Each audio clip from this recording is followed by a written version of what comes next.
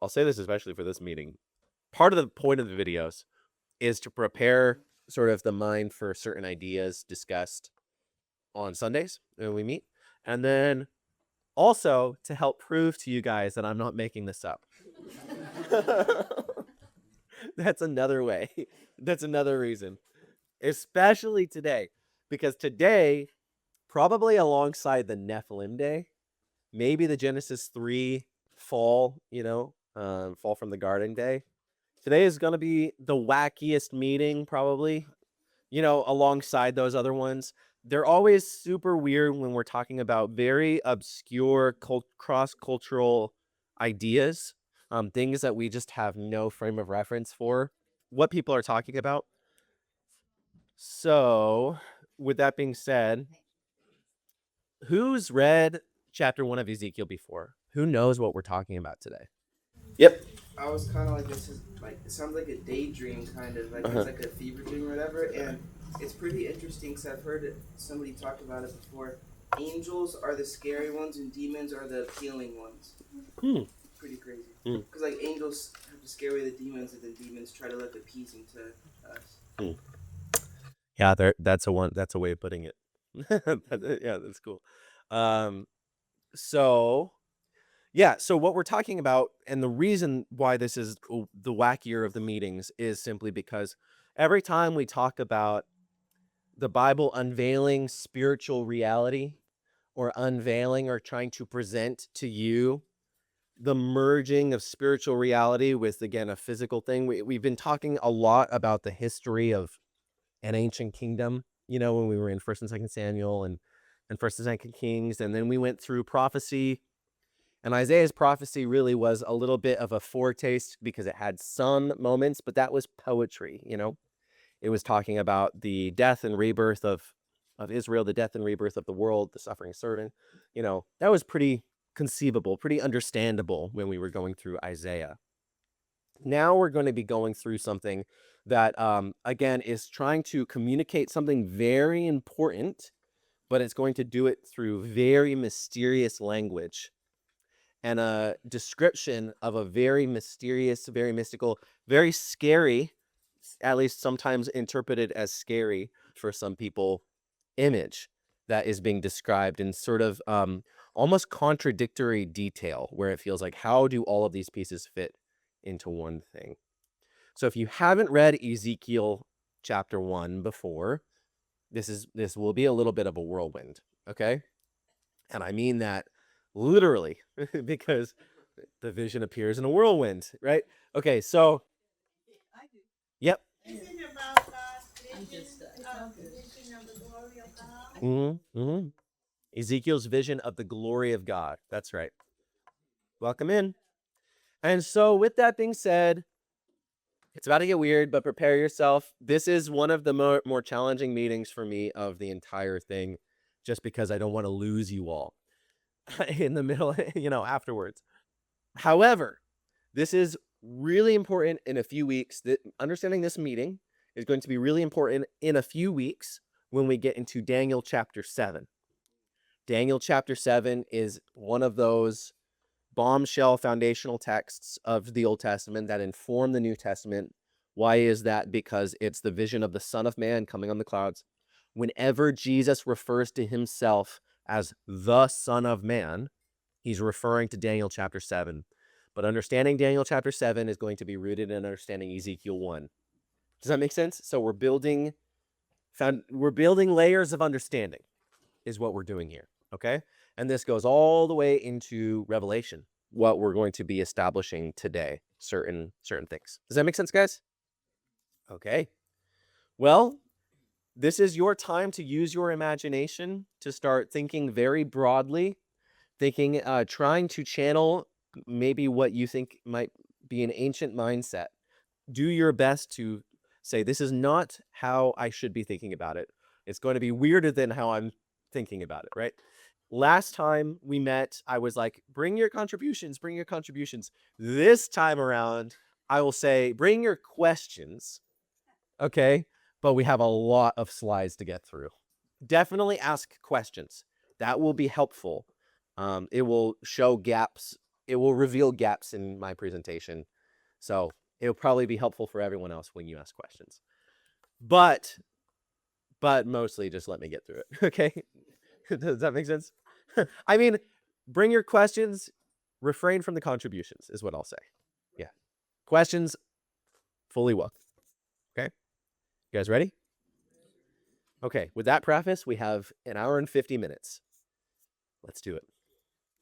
Okay, so we are entering into what is known as apocalyptic literature. Apocalyptic literature. And if you watched the videos, you will have been introduced to apocalyptic literature.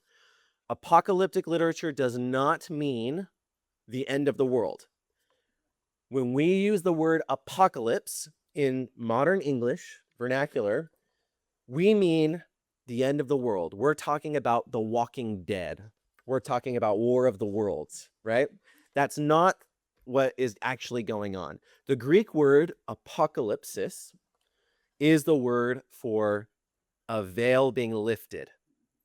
Imagine that there was like a sheet that was sort of translucent. You can kind of see through in front of me, and you can kind of see the shape of my body or the movement of my arms. You can maybe hear my voice, maybe in a muffled fashion. Imagine that those barriers were removed. That's an apocalypse. When you see things for what they are. Apocalypses in the Bible or apocalyptic literature is speaking about new ways of seeing the world. Okay, new ways of your consciousness being able to interpret sensory data that is coming at you in the world. So what do I mean by that? We're talking about altered states of consciousness, new awarenesses. So my first example of this is revelation proper. Revelation, by the way, is the literal translation of the word apocalypsis, revelation, when things are revealed. So if you ever hear a biblical scholar refer to the apocalypse, they're not referring to the end of the world. They're referring to the book of Revelation.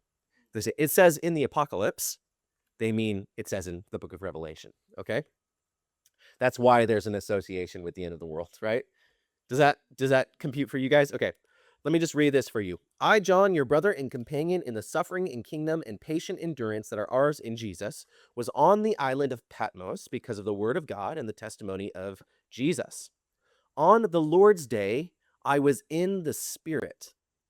I heard behind me a voice like a trumpet, which said, write on a scroll what you see and send it to 7 churches. So what John is doing in this passage is he's locating himself in a space-time plane, the island of Patmos, but then he's also saying, I was also in the Spirit. So physically on the island of Patmos, spiritually in the Spirit. Okay, here's another example of what this looks like. Paul the Apostle is speaking about himself. I know rhetorically it sounds like he's speaking about someone else, but he'll reveal later that he's speaking about himself. And he says, I know a man in Christ who 14 years ago was caught up to the third heaven, and whether I was in or out of my body, I don't even know. God is the one who knows whether I was in or out of my body. What is Paul saying here? He's saying that there's a way in which he was able to be brought somewhere else that he considers it's possible that that was a mental state, not a physical state. Right? And he's saying he doesn't really know whether or not, but he's saying whether it was just my consciousness that was altered or I was physically drawn up somewhere, I actually don't even know. And then finally, I'll give you one more example of this. This is Ezekiel talking in chapter 8, and he's saying he's sitting in a house with a bunch of elders of Judah all around him, Jewish elders, and the hand of the Lord fell on me there, and the Spirit lifted me up between earth and heaven and brought me in visions of God to Jerusalem. So he's writing this. He's sitting in a house in Babylon amongst a plethora of elders. And he says, I was brought up in visions. So he starts to see things between earth and heaven, right?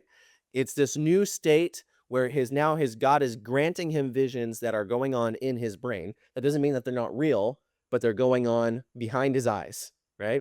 They're going on in his brain. It's a new kind of seeing. It's a mental kind of seeing. And that's what a vision is, or that's what a dream is. And we talk about dreams and visions here in this class before, okay? So apocalypsis, revelation. The Greek word apocalypsis is used in the New Testament to refer to the unveiling or uncovering of the deepest truths of reality. This word literally means revelation, which is the seeing of that which was previously hidden and not yet seen before. This word, in fact, is transliterated into English as apocalypse. Transliteration means the Greek word is apocalypsis. In English, it sounds like apocalypse, okay? So I'm just checking something. Okay. It is safe to say that all of the prophets, in one way or another, experience some sort of apocalypse. They experience some sort of revelation. So we've been going through Isaiah for the past 6 weeks, and you would say that that Isaiah had an apocalypse. That he had an unveiling before his eyes, because it also describes him having visions, an unveiling before his eyes of what is the nature of history. What is the nature of history? Where are we going in history? What is God bringing upon Israel and the nations and the world for good or for ill? What sort of judgment is he bringing, and what sort of restoration is he bringing? It was revealed to Isaiah. How is he going to do that? He's going to do that through the suffering servant. So Isaiah had an unveiling. These things were revealed to him. He actually describes a very specific moment in which he's caught up to the throne room of God. In this, he says, in the year that King Uzziah died, I saw Yahweh high and lifted up. And he describes this heavenly throne room vision. And so all of the prophets, in some way or another, if they're receiving prophecy, they're having some sense of revelation that is being granted to them. That's actually the part of the nature of what, text being inspired means, is they are granted information by God himself. That said, there are a number of times in the biblical story where certain individuals are uniquely invited to peek beyond the veil of physical reality to receive critical information having to do with God's salvation plan. These experiences, usually involving altered visionary and auditory phenomena, were then distilled for their inclusion in the scriptures. So what do I mean by they were distilled? I mean that if you have a visionary experience, it's going to be a lot of information, right? And the point here is, how am I going to bring that down into some semblance of comprehensibility so that it now can be included in the corpus of biblical material for the people of Israel? It's part of the covenant scriptures and things like that. They heavily leaned upon and greatly influenced already existing ancient Near Eastern literature regarding the spiritual world. Okay, so this idea is some of the images and language that is going to be used in these, in descriptions of these visionary and auditory experiences are going to be drawing on a lot of parallel images that we find in earlier passages and things like that. My main point here is to say, how do you know that you're reading apocalyptic literature in the Bible as opposed to just an old prophecy? How do you know? How do you know the difference? I would say they speak on visions instead of Okay, good. telling what's to come. Yeah, so a prophecy like the prophecies that we've been reading in Isaiah is talking about how there will be this and there will be that, and this is what is to come, and thus says the Lord. A revelatory experience in apocalypse is, and then I saw, and then I was taken, and I heard, and then I was brought over here, and then this thing happened before my eyes. And you see what I'm saying? Like, when you're reading something like Daniel, when you're reading something like Ezekiel, when you're reading something like Zechariah, when you're reading something like Revelation, that is what we know as apocalyptic literature. The idea of the angel brought me up into the heavenlies and took me here, and I saw this. And you can imagine that, you can call it a spirit journey, a journey through the spiritual realm, okay, is what apocalyptic literature, descriptions of journeys through the spiritual realm, okay? Apocalyptic literature, normally it does focus on the end of the world, okay? Oftentimes, it focuses on final judgment and the coming of a new world, but there are times in which it doesn't. In a stock way, there are often elements of apocalyptic literature that are always having to do with the end of the world, often conveyed through symbolic visions, dreams, and otherworldly journeys. Apocalyptic literature emphasizes the role that divine beings play in human history. Okay, so the idea is that if we're pulling back the curtain, you're going to see that everything that happens on the earth is mirrored in the heavenlies, that there's something going on up here that is actually the cause of things going on down here, right? That you're sort of seeing what is the true reason for things. Apocalyptic literature employs heavy use of symbolic language and imagery, including numbers, colors, creatures, and other figures to represent spiritual truths and future events. So a perfect example of that is the repeated use of certain, you could say, props in like the book of Revelation, trumpets, bowls, right? These things become symbols of great world catastrophes, right? Same thing in Revelation, the number 7, used so often. If you've ever read Revelation, it's used over and over and over again, the number 7. So with that being said, when we read apocalyptic literature, this is going back to our second meeting, we really have to ask the question, what is being literally conveyed to me and what is being symbolically conveyed to me? Now, I'm not trying to draw a huge distinction between these because oftentimes in apocalyptic literature, there's almost an overlap, okay? Because if you're talking about seeing into the spiritual realm, seeing into other worlds, it's like, well, how can you judge what is literal and non-literal, right? It's hard for you to judge if you've never been there, right? But the simple point is when we're talking about literalism, what we often are talking about is physical material reality, okay? When we're talking about symbolism, we're talking about immaterial truths, senses of meaning, purpose. Symbolic thought is concerned with the contemplation of meaning, where literalism is concerned with the material, okay? And so when we're going through the Ezekiel vision today, and we're talking about these living creatures, these cherubim, these spiritual beings, we're going to be concerned with the senses of meaning rather than, okay, what is the chemical makeup of a cherubim? Okay, I'm not going to be positing you a theory about that, okay? Particularly because there will be some blends with cosmological questions and things like that today. If I'm losing you, please stop me and just ask a question, okay? So just to reiterate, literalism is concerned with how does something work? What is it made of? What is the practical function of it in the world? Symbolism is concerned with what does something mean? Why does it exist? What is the unseen, immaterial truth that this thing embodies? And I asked the question all the way back in our second meeting, how do we know which passages of the Bible should be read in predominantly literal terms and which ones we should be read in symbolic terms, or even perhaps both at the same time, if you guys remember that. And we went through a whole crash course, a test of going through certain verses. One of the verses was from 1 Kings, and it was about a king dying in battle. And we said, is this literal or is this, And we're like, well, it's telling you about an event in history, right? And then we went through one that taught Jesus is saying, I am the door. I am the bread of life. And we said, is this supposed to be literal or symbolic? And then we said, what? Is it? There is, and this is where I want to challenge you a little bit.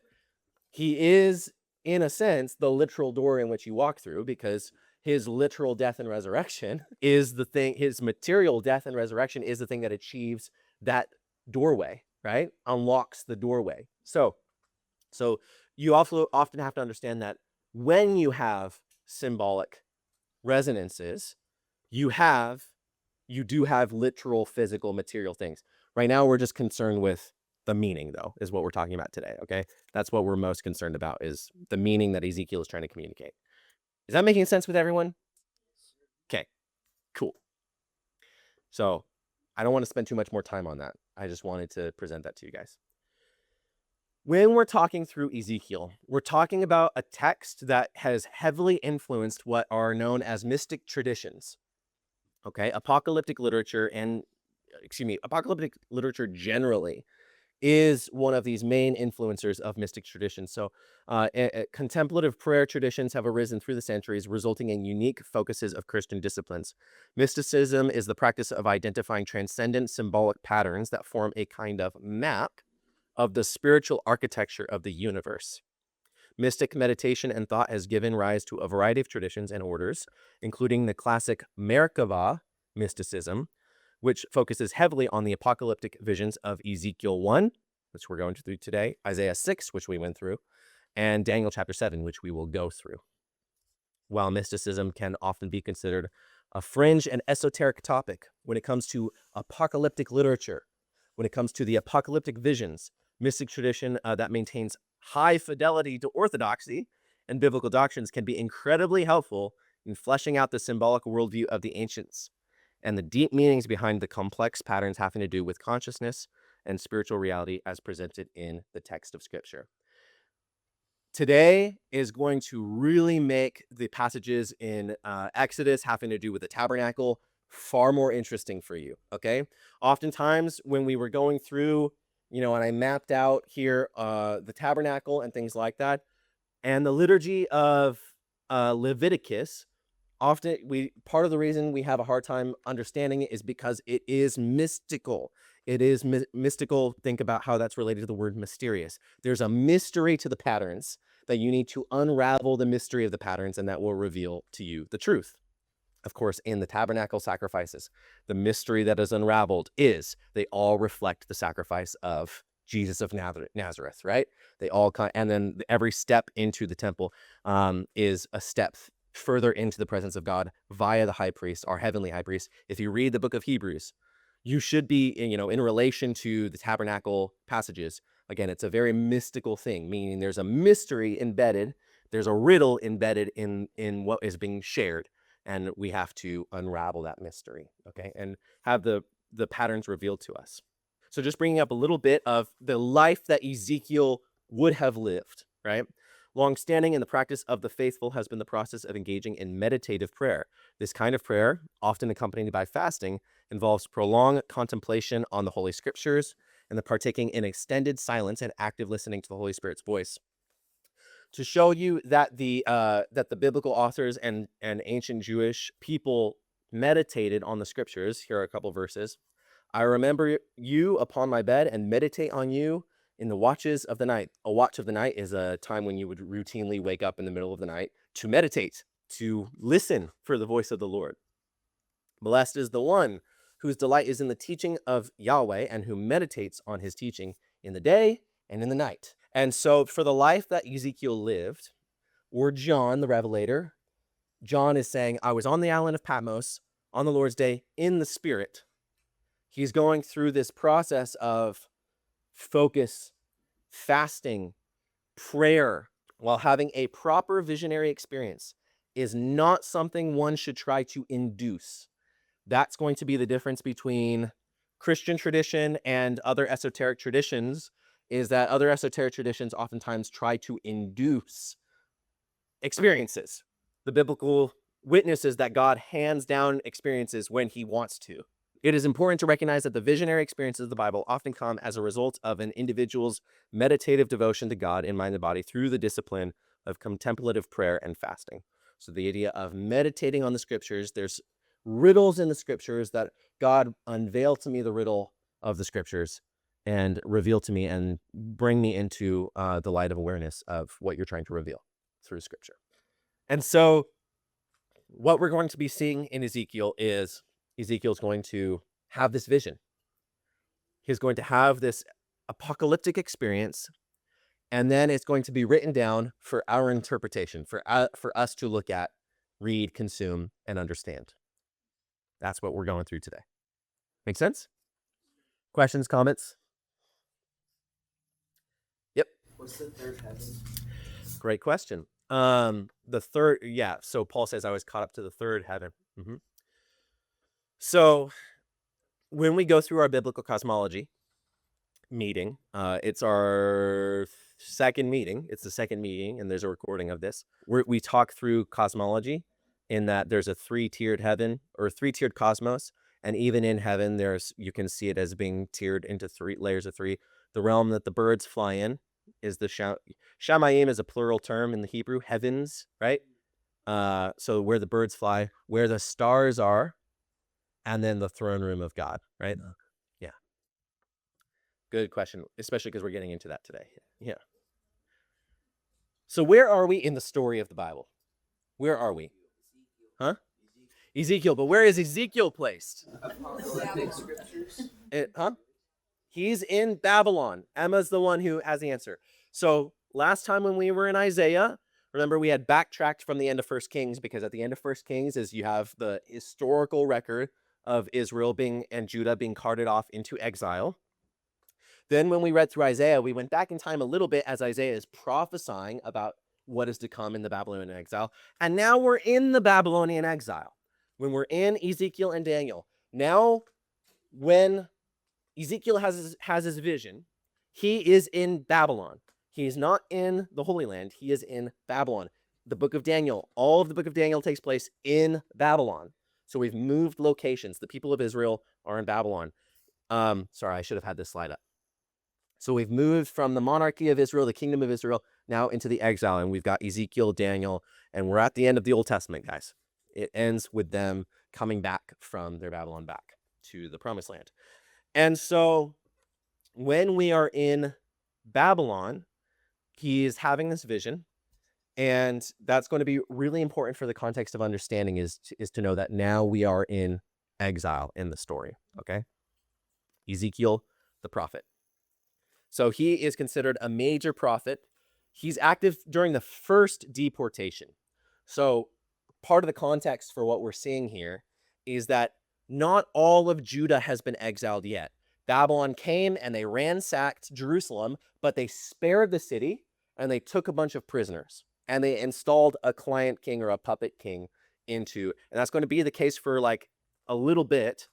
And then that puppet king is going to rebel, and then they're going to come and destroy everything, okay? So the temple still stands in Jerusalem when Ezekiel is having his prophecy. The temple still stands. The city still stands. He's a captive in Babylon, though, alongside a bunch of other people. So he is part of this first wave of captives that have been carted off to Babylon. And so part of his prophecy, part of his prophecy, again, you have to understand the context for the prophecy is we have been carted off to Babylon, but the temple's not destroyed yet. So who knows what's going to happen, right? Things still hang in the balance. You don't know what's going to happen yet. And that's going to be important for the prophecy that this is going to happen. This is what is going to happen in Ezekiel's day soon after his vision is Babylon again is going to come and they are going to completely destroy everything that Solomon and David built. The whole kingdom of Judah, the temple, the palace, Jerusalem, it's all going to fall. The walls are going to fall down. They're going to be like Jericho. They're going to be like those cities that Israel made war against all the way back in Joshua.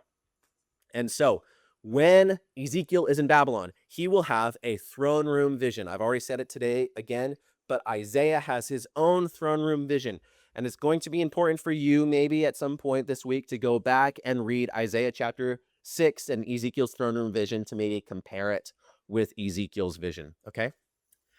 Ezekiel's prophecy is the first of its kind in apocalyptic literary genre in the Bible. Its content heavily influenced later apocalyptic traditions and contains various revelatory visions akin to other apocalypses like that of Daniel and John. So I keep repeating it, but Ezekiel, Daniel, John's revelation, they're related, okay? They're in conversation with one another. Or you could say Daniel builds on Ezekiel, John builds on Daniel, okay? And how does this all relate to Jesus? Immensely, immensely. Again, you will hopefully understand some things that Jesus says in far greater ways after we go through today and Daniel and things like that.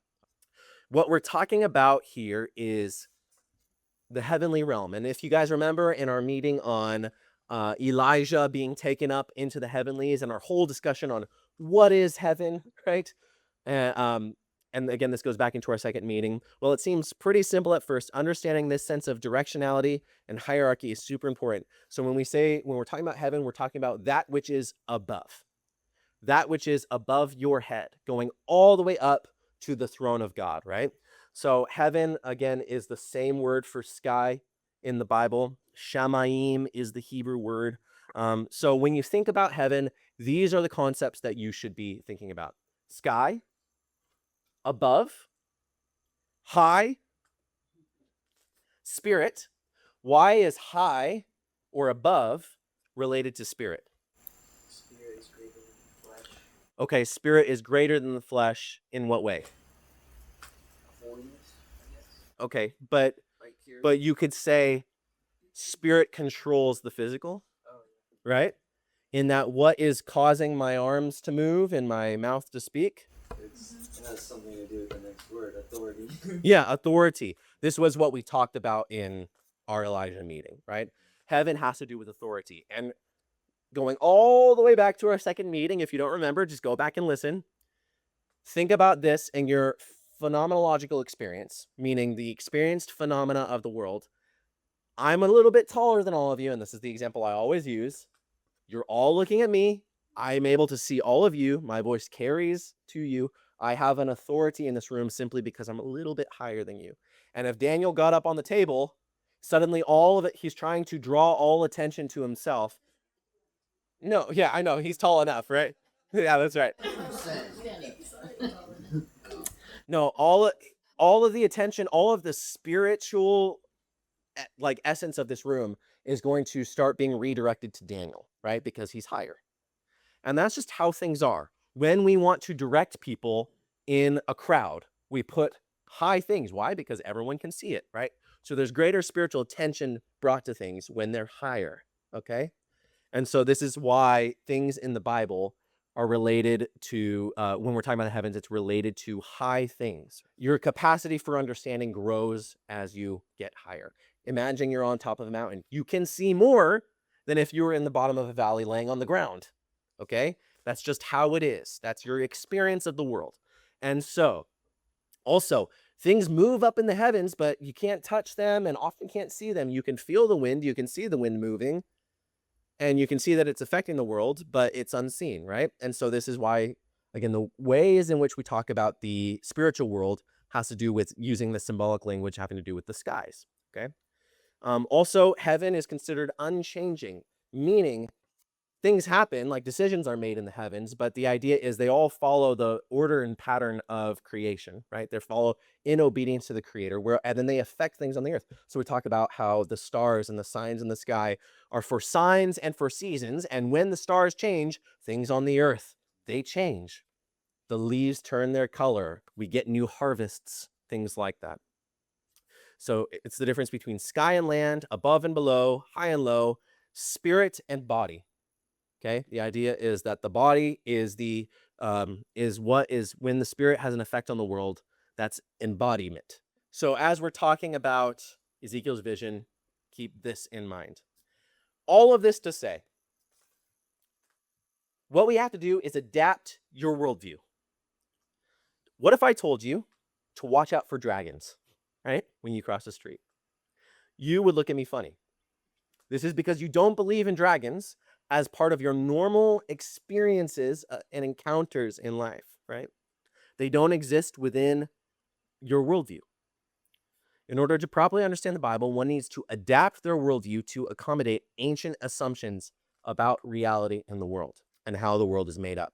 We live in what is known as the modern Western materialist worldview, which considers symbol as lower than physical.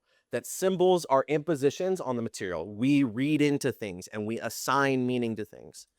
The ancient worldview is literally the opposite, okay? It is actually the exact opposite. That symbols are base reality and physicality, material, are manifestations of symbol. Does that make sense? This speaks all the way into the philosophy of Plato and Aristotle about the world of the forms, and we can't get into that today. But all of the ancient world believed, unless you were Epicureans, I think, believed that symbol and spiritual reality was primary, and what you saw in the world was the manifestation of spirit or disembodied, unseen reality. Okay? So that's the worldview that you have to shift.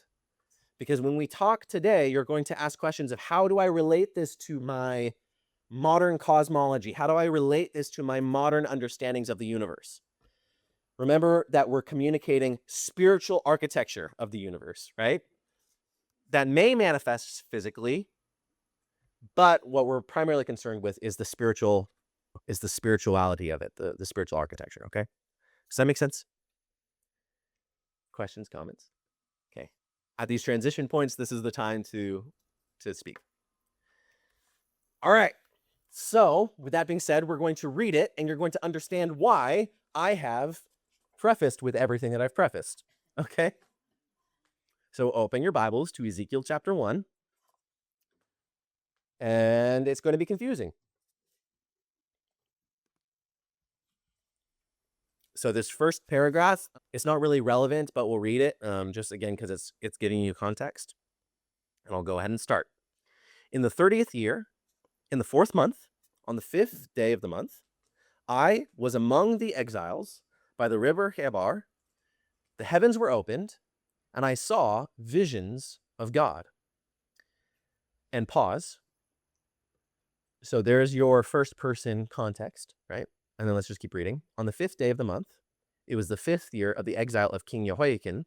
The word of Yahweh came to the priest Ezekiel, son of Buzi, in the land of the Chaldeans, by the river Chebar, and the hand of Yahweh was on him there. Scholars, this is just a sidebar note. Scholars will be quick to tell you and note that you just passed or just encountered an editorial addition in the text of Ezekiel.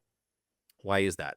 Because it begins with first person, and then it switches to third person. And so oftentimes scholars will present to you, look, a later prophet who is bringing Ezekiel's prophecy into the rest of the corpus of the biblical scriptures is giving you a little bit greater context to flesh out when this is happening. Okay? So anyway, just something that is interesting there. But it's irrelevant to our conversation today. What we're most concerned about is the vision. And guys, we're going to get to the end of this chapter, and that's all of our reading for today. I know I said we're going through 9 through 11. We're just going to save that for next week. Okay? We don't have time for that today. You guys ready? This is Ezekiel's vision while he sits by the river, this aqueduct in the land of Babylon, in the land of the Chaldeans, okay? And he says, as I looked, a stormy wind came out of the north, a great cloud with brightness all around it and fire flashing forth continually. And in the middle of the fire, something like gleaming amber. In the middle of it was something like 4 living creatures. This was their appearance. They were of human form. Each had 4 faces, and each of them had 4 wings. Their legs were straight, and the soles of their feet were like the sole of a calf's foot, and they sparkled like burnished bronze. Under their wings, and on the 4 sides, they had human hands. And the 4 had their faces and their wings thus. Their wings touched one another. Each of them moved straight ahead without turning as they moved.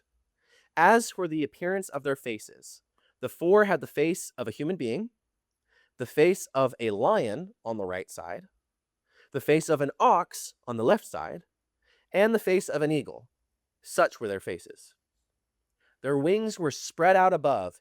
Each creature had 2 wings, each which touched the wing of another, while 2 covered their bodies. Each moved straight ahead. Wherever the Spirit would go, they went, without turning as they went. In the middle of the living creatures, there was something that looked like burning coals of fire, like torches, moving to and fro among the living creatures. The fire was bright, and lightning issued from the fire. The living creatures darted to and fro like flashes of lightning. As I looked at the living creatures, I saw a wheel on the earth beside the living creatures, one for each of them, one for each of the 4 of them. As for the appearance of the wheels and their construction, their appearance was like the gleaming of beryl, and the 4 had the same form, their construction being something like a wheel within a wheel. When they moved in any of the 4 directions without veering as they moved. Their rims were tall and awesome, for the rims of all 4 were full of eyes all around. When the living creatures moved, the wheels moved beside them, and when the living creatures rose from the earth, the wheels rose. Wherever the Spirit would go, they went, and the wheels rose along with them, for a living spirit was in the wheels. When they moved, the others moved. When they stopped, the others stopped. And when they rose from the earth, the wheels rose along with them, for a living spirit was in the wheels. Over the heads of the living creatures, there was something like a dome, shining like crystal, spread out above their heads. Under the dome, their wings were stretched out straight, one toward another, and each of the creatures had 2 wings covering its body.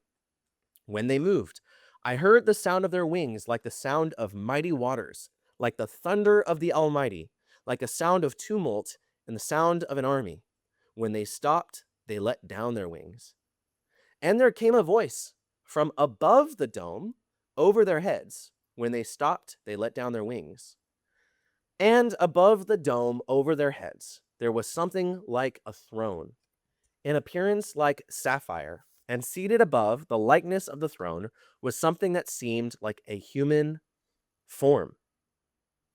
Upward from appeared like the loins, I saw something like gleaming amber, something that looked like fire enclosed all around. And downward from what looked like the loins, I saw something that looked like fire, and there was splendor all around. Like the bow in a cloud on a rainy day, such was the appearance of the splendor all around. This was the appearance of the likeness of the glory of Yahweh. When I saw it, I fell on my face, and I heard the voice of someone speaking. Cliffhanger. So, your immediate question should be, why is this in the Bible? Meaning, what is this telling me? What am I supposed to get from this?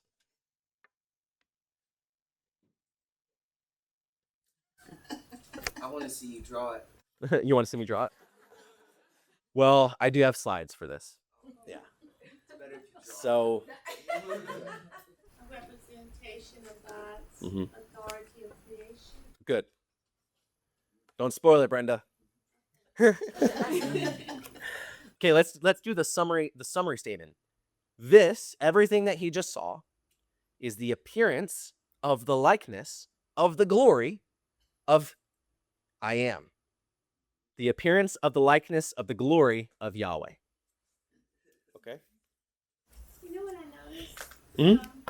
Just when the creatures, when God, I guess, I don't know if God was speaking for how they would reference him through their wings, Mhm. they would stop. They let down their wings? Yeah. Okay, you want me to draw it? Okay. So let's start at the beginning. I'm doing this just for you, bro.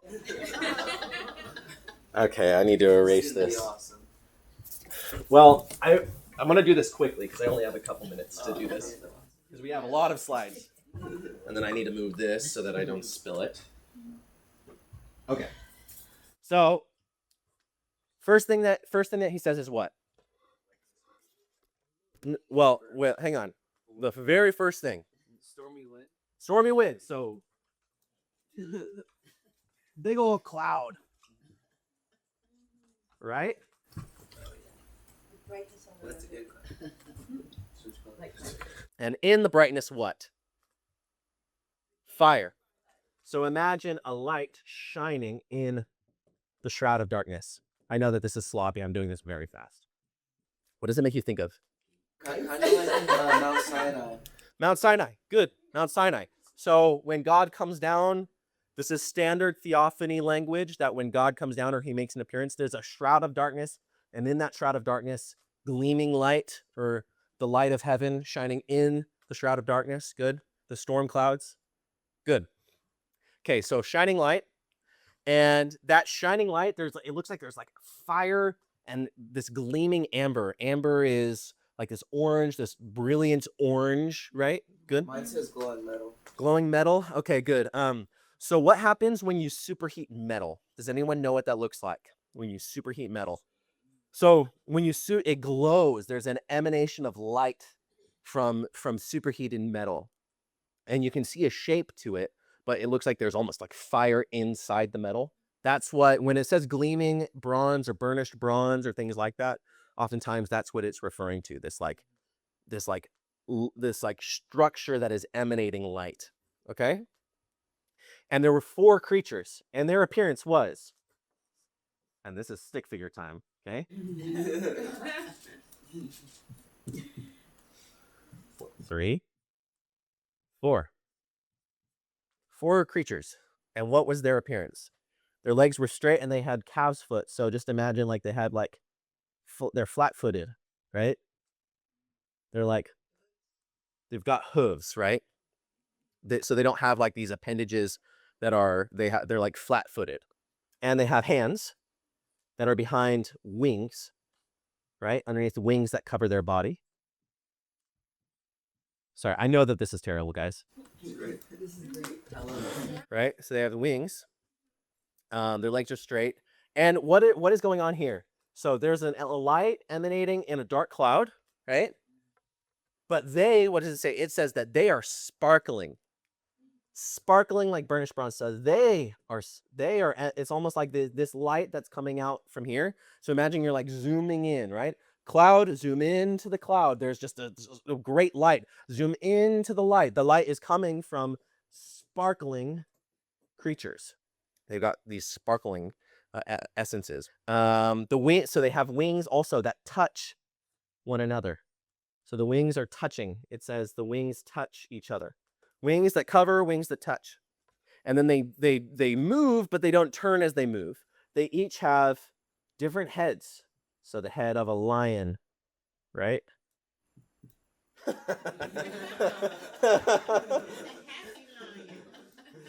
The head of a calf or a bull. The head of a human. What's the third one? The head of an eagle. Guys, I know this is so terrible. Cool. And they each have 4 faces, so you have more on the sides here, right? So, Aaron, it was the face of a human, lion, ox, and an eagle? Yeah, human, lion, ox, eagle. And then they've got these wheels, right? What does it say about the wheels? They're inside of each other. Yeah. Wheels are wheels within wheels. Good. Where are the wheels located in relation to? Next to a wheel. Now, a wheel within a wheel. I don't understand personally why people default to gyroscopic wheels when it can very well be concentric. It can very well be concentric. So, wheels for each of them. Now, the perspective here is really off, right? Wheels for each of them. Good. Now, each one of them had all 4 of those faces, right? Yeah, so it's unclear if one living creature has 4 of the same face or all 4 of different faces. Well, said each had a human face. The 4 had the face of a lion on the right side. So 4 had the face of an ox on the left side, so it sounds like all of them. there's another description of this in Ezekiel chapter 10, which seems to convey that they all have the same face, if I'm remembering right. So it's not totally clear. There are different traditions as to interpretation of, do they all have the same or do they have, it almost doesn't matter because this is a fractal image. So what's important is that you start to understand the meaning again behind it. Yeah, what the faces mean themselves. And the fact that each of the 4 represent the whole is probably what you have to glean from that. Okay, so this is what we've got. Also, eyes. Eyes. Over all the wheels. Eyes. And then actually the description in Revelation of this vision also has these also full of eyes. Right? So eyes everywhere. Eyes. Eyes. What do we mean by eyes? Okay? Because are we talking about, did it say, it seemed like they had human eyes. Did it say that? Full eyes. I did check Ezekiel 10, and it says the same as this. Like, each one of them had 4 faces. Yeah, 4 faces, but it's not sure if, like, the bull has 4 bull faces. Let me read it.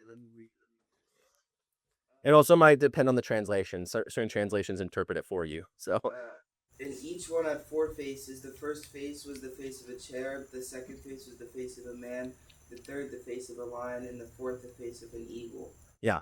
So again, there's a way that you can interpret that says each one had 4 faces. The one of the first was the one of a bull. The first of the second was the one. You see what I'm saying? So there's different interpretive tradition.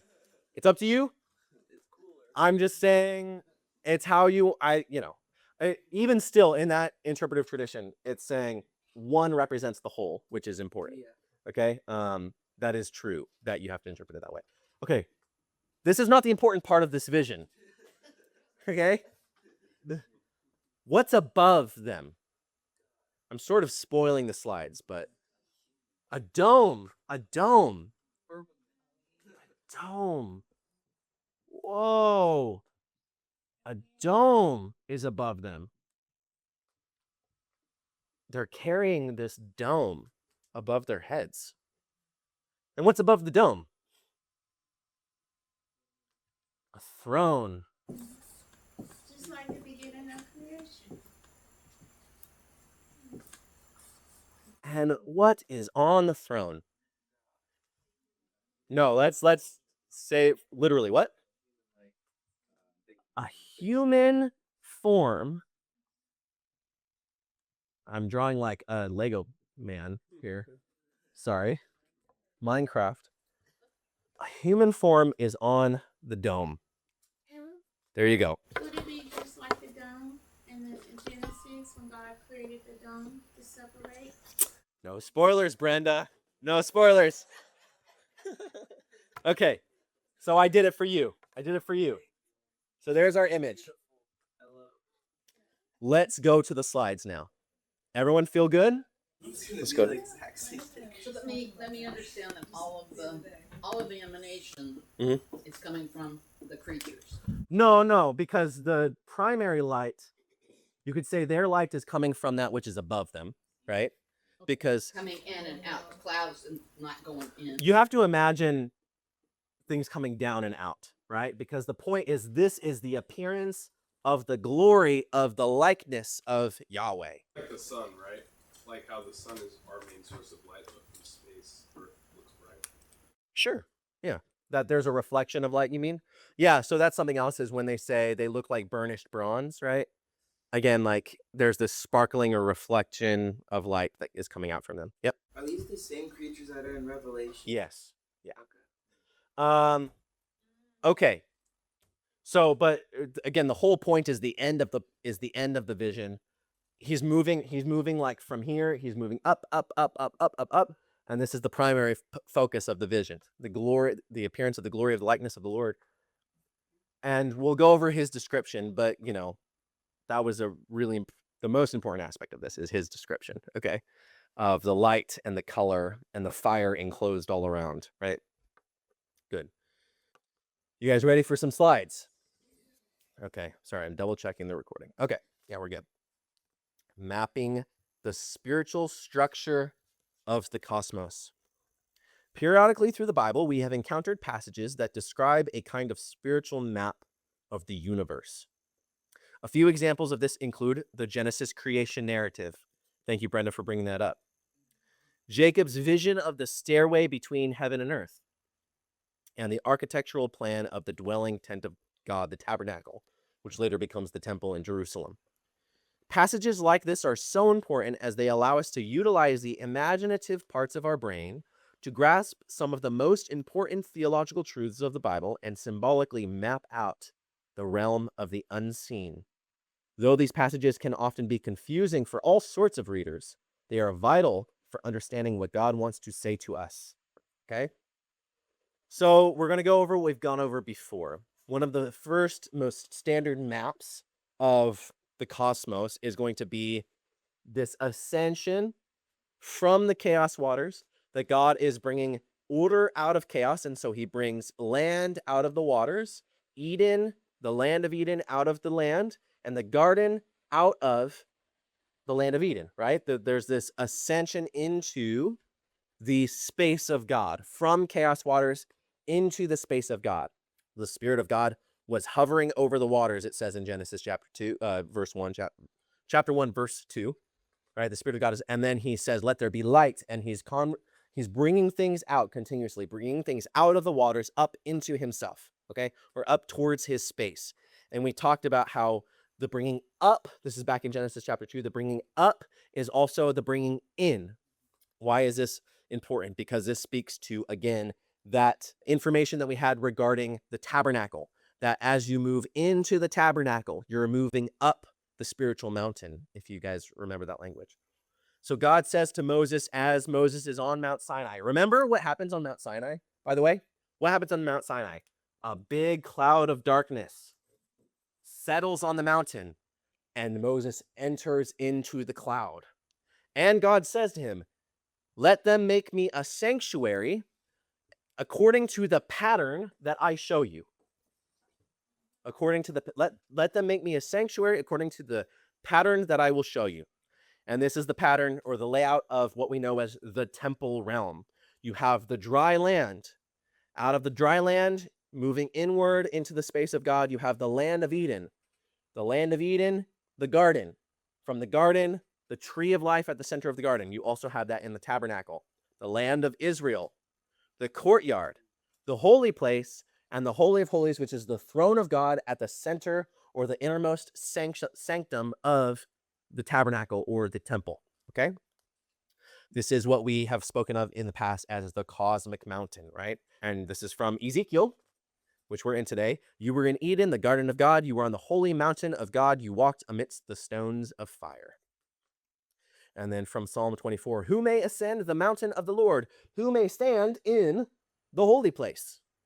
Who may stand in the sanctuary of God? Who may stand in the overlap of heaven and earth? Here's an overhead top view. You have the courtyard. You have, the sacrifice and the water basin.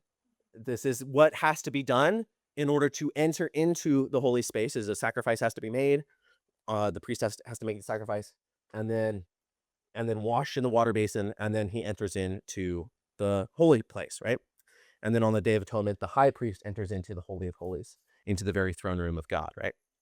The throne room of God on earth. And how this maps out with the Garden of Eden. You have the altar, again, on the slope of the mountain up to the garden. That would be Cain and Abel's altar. If you guys remember all the way back into going back to all that stuff, you have in the garden, you have the tree of life. What does the tree of life grant? Eternal life, right? Eternal life. And so when you take of the tree, again, there's almost like this ascension into the life of God, okay? Here is a side view plan of the temple, of Solomon's temple. You have the sacrifice, the water basin, you enter into paradise, you enter into the garden, then you can enter in past the cherubim into the throne room of God where there's these massive cherubim. If you guys watch the videos, you'll remember this. And remember, Solomon's temple is part of this cosmic mountain imagery, right? And he builds it on Mount Moriah or Mount Zion, otherwise known as, where Abraham, with the binding of Isaac, the Lord will provide. You guys remember all that? Good. Solomon's temple is supposed to be this beautiful place, right? So, what is the most important part of the tabernacle? Holy of Holies. What's in the Holy of Holies? The Ark of the Covenant, right? Which we talked about as the throne of God, right? This is supposed to represent the throne of God on earth. The throne of God on earth. It's containing certain things, but it's also it's a container, and then it holds up God. And what is on the Ark of the Covenant? The cherubim with wings that touch one another, right? Okay. So what are cherubim? Let's just look at a couple verses. Give ear, O shepherd of Israel, you who lead Joseph like a flock, you who are enthroned above the cherubim. You who are enthroned above the cherubim. The Lord reigns, let the peoples tremble. He sits enthroned above the cherubim. Let the earth quake. What exactly are cherubim? If they are so heavily associated with the tabernacle and the Ark of the Covenant, they must be significant. If you're in Israel, and the most significant, most important place in Israel includes cherubim, it's kind of important, right? As so many verses say, God is enthroned above the cherubim. But what does that even mean? I'm getting ahead of myself a little bit. Cherub, in Hebrew, karov, is it's actually an Akkadian word. It's a loan word. It's actually not a Hebrew word. It's an earlier Akkadian word, which is a Babylonian language, okay?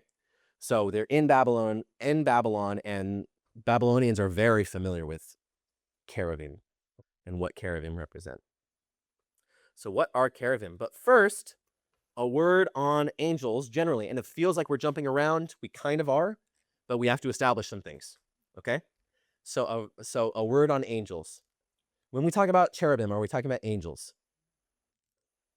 We are not talking about angels. Okay? In our contemporary language, you could say yes, because we say angel refers, the word angel in contemporary English just refers to good spiritual beings, right? Spiritual beings in the service of God as opposed to demons. But in the Hebrew and Greek language, we're not referring to angels. Okay, angels are a specific class of spiritual being. So, are these biblically accurate angels? You might have seen this online. Oh yeah, you've got the wheels within wheels and the wings, oh, they're full of eyes. Are these biblically accurate angels? Does this look like what we read? Yeah. No, it does not look like what we read. Yeah. Does it look like this? Yeah, not like this. Okay. Aren't they supposed to be seraphim?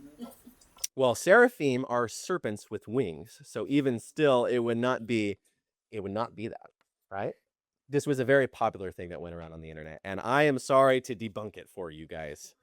I am sorry to debunk it. These are not biblically accurate angels. These aren't even representations of angels at all. Why? Angels don't even have wings. Okay? There's never an appearance in the Bible where it says an angel has a wing, and they're never full of eyes like that, right? What is an angel? An angel is one class of creature in the divine realm, right? The term that can refer to any sort of generic messenger, even a human might be called an angel, although it is most often in regard to heavenly messengers. Importantly, the Hebrew term malach and its angelos in the Greek, which is where we get the word angel from, angelos, is distinct from other spiritual beings who reside as a part of God's heavenly creatures. Not all celestial beings can rightly be called angels, and not every angel that appears is a created being either. God himself can be called an angel and appear as an angel, right? The messenger of Yahweh. We've gone over that ad nauseum. We'll go over that more when we do our Trinity meeting, by the way. So what are some other classifications of spiritual beings? Well, you brought up the seraphim, which Isaiah saw, right? You've got the seraphim, you've got the cherubim, you've got archangels, right? In the literary tradition of the intertestamental period, Michael and Gabriel and Raphael are considered, and four others are considered. Uriel, I forget all of them, are considered the seven archangels. What is archangel? Like chief, arch just means chief. So like or prince, like the highest of the angels, right? But then you have generic angels. 1,000 times 1,000 served him. You have multitudes. You have an endless number of angelic creatures, or just the simple angels, right? And then you have what's known as the divine council, the multitudes on the left and the right of the throne of God, otherwise known as elders, God's elders. Yes, Congress is good. That's a really good, or I was going to say that looks like a jury box. You should be thinking of it as a jury box, right? In the sense that, remember in 1 Kings chapter 22, when God invites his heavenly host into the decision-making process, you're supposed to imagine a courtroom or imagine, again, the visual representation of a king on his throne with his advisors around him. Who has the authority to make the decisions? It's the king. But he invites, and he's, if he's a good king, then he's wise. If he's God, he's all-knowing. But he still is inviting participation into that decision-making process as the king. So that's what you're supposed to imagine, is a king on a throne with angelic hosts or advisors to his right and his left who are telling him, hey, I have this idea. Let's do this. That's exactly what we saw in 1 Kings chapter 22. That's exactly what we see in Job chapter 1. If you guys remember. Cool? So what are we looking at today? What are we concerned with? We're concerned with the cherubim, or otherwise known as the cherubim. So these are spiritual beings under the employ of Yahweh God, understood to be guardians of the boundary between heaven and earth, guardians of the throne room of God. Cherubim are often illustrated as hybrid beings who symbolize unity in the diversity and fullness of creation. I'm going to explain that more, what that statement means, but they're referred to as living creatures. That's also an important qualifier, because what I'm going to be describing today is going to sound almost like these are, that this is like almost like a mechanical structure, but they're described as living creatures, okay? So, like I said, cherubim are stock referred to spiritual beings in the ancient world. It's not Israel and the Jewish scriptures that are bringing up and inventing this idea of cherubim. Okay? There are other cultures, related cultures, that just understand that cherubim are things in the world, right? These hybrid beings. Particularly, I want you to look at this creature here. The face of a human, the body of like a lion, right? And the wings of a bird. So they found these particular cherubim, again, guarding the throne of the king of Nineveh, I believe it was. So when you enter into the throne room of the king of Nineveh, this could be wrong information. I know that it was probably in Assyria that they found these particular ones. I'm pretty sure. Actually, don't quote me on that. It might have been Babylon. Anyway. But you have this other one. Again, the body of a feline, the head of a man, the wings of a bird. If you guys are familiar at all with images of Egypt, what do we see? What is the most famous thing? The Sphinx, right? A Sphinx is a kind of cherub-like creature, okay? Now, I want you to refer now to these ones on the left. I'm just going to bring them in closer. So number one, I want you to look at what is known as the Apkallu. And the Apkallu tradition, I think it's Sumerian. So again, a whole other culture. The body, does this look like what we described over here? Yeah, the body, I know, not exactly. The body of a man with 4 wings and the head of an eagle. And it's got the hands too, right? And the divine being hidden knowledge, which reminds me of the tree. Yeah, there you go. Well, yeah, that goes into the Nephilim discussion. Yeah, exactly.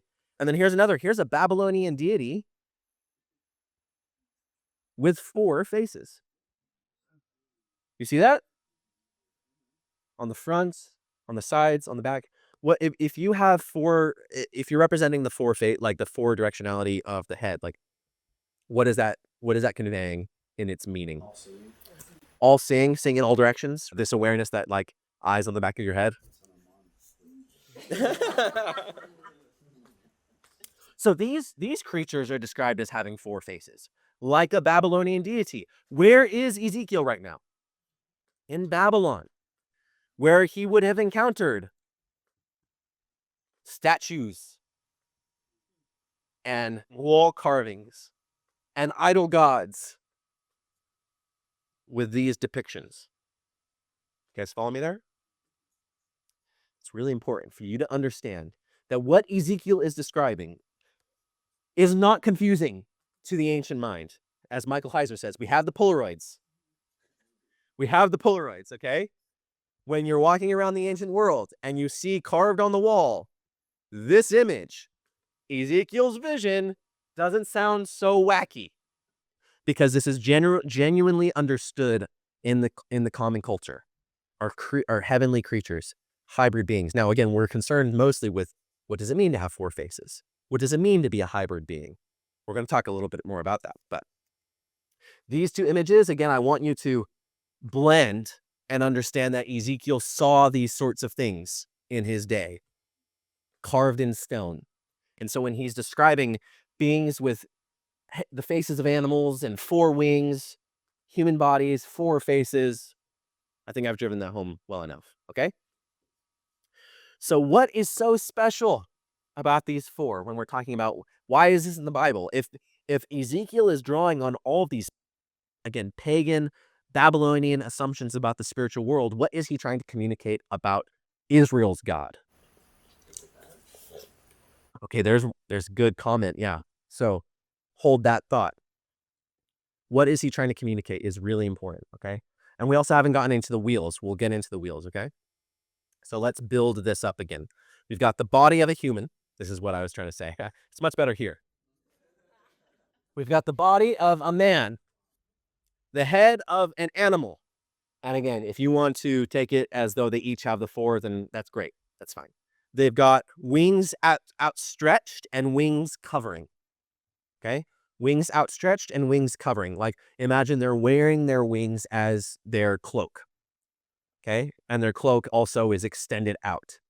That's sort of the imagery that you're supposed to get. Again, are we talking about wings with feathers? We don't necessarily need to be talking about wings with feathers. And again, this is why I want you to get sort of the like Renaissance paintings out of your brain. Isn't it like the greatest injustice of history? No, I'm just kidding.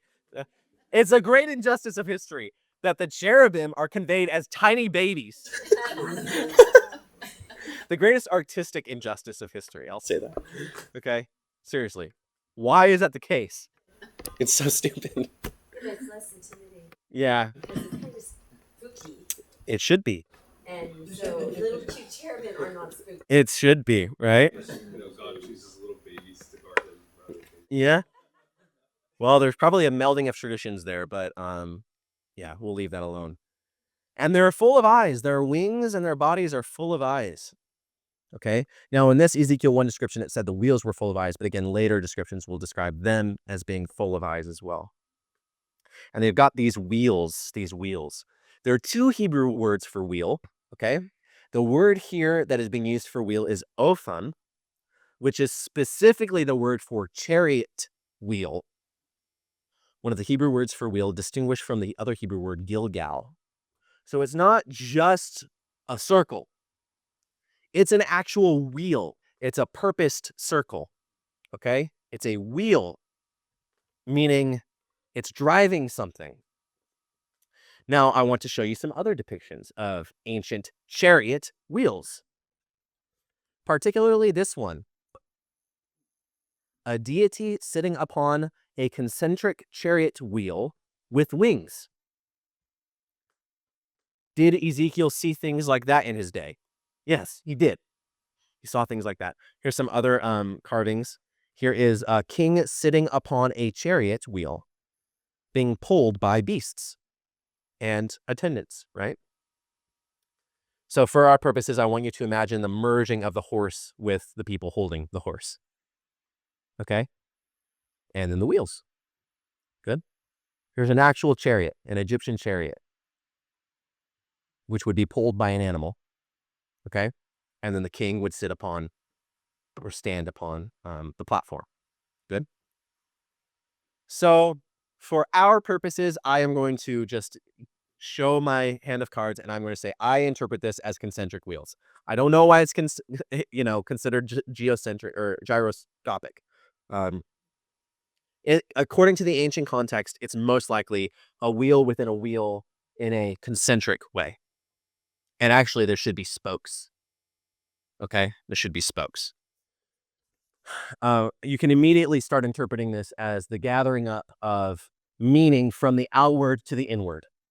Okay? I suppose the other kind of wheel makes sense too, because it said that they were like moving in any which direction. It could. Again, that's probably why there's another tradition that says that.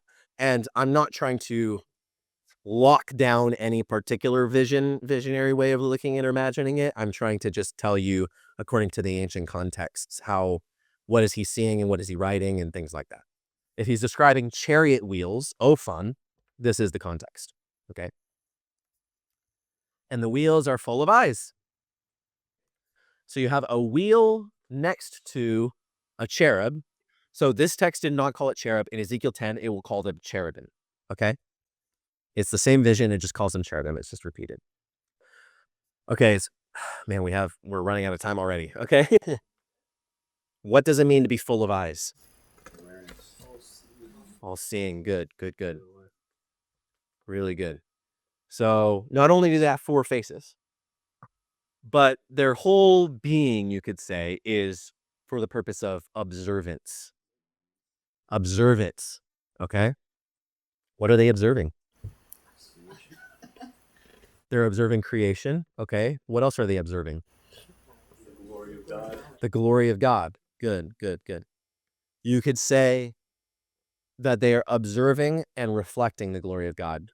Again, these living creatures show up again in Revelation, and what do they say? Holy, holy, holy is the one seated on the throne, right? So this idea of bringing in to their eyes the divine light and expelling from their eyes divine light. I'm going to get into that in a second. So the word ayin for eyes is the same Hebrew word for shine. The Hebrew word for eye does not mean an organ of the human body. You should not be imagining a fleshy ball of carbon and, that's not what you should be imagining. Instead, the word for eye denotes the sense of luminescence or brightness. So remember how it said they sparkled like burnished bronze. They sparkled like burnished bronze. In fact, the word used here in Ezekiel 1 that translates to eye in your Bible is the exact word used in the same passage where you find words like shining or glimmering or gleaming. Why is that the case? So what's interesting is in our modern scientific worldview, which is right, or in our scientific understanding, we see the eye as something that consumes light. Our eye brings in light. The reverse was actually the case in the ancient world. They saw that the eyes emanated light. So that's very, very interesting in consideration of this passage. But yes, so the same Hebrew word that is being used here for eyes, so full of eyes, is the same Hebrew word for full of gleaming sparkles.